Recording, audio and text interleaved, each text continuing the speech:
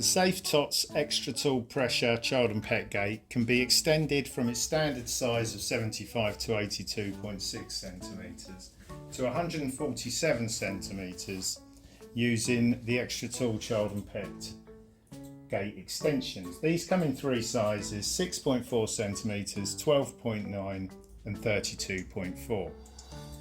To add an extension to your gate, it's a very simple process. Before you've installed your gate, what you do is you remove the two bungs here and here. We'll slot those out. And the same at the bottom. I'm just going to turn the gate to the side so I don't tip it over. Pull the extension bung out.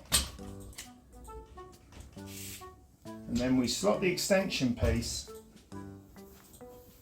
into the end of the gate, top and bottom.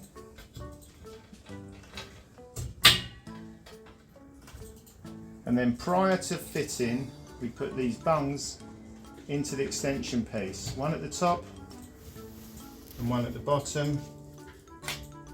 And then we follow the usual instructions to fit the gate.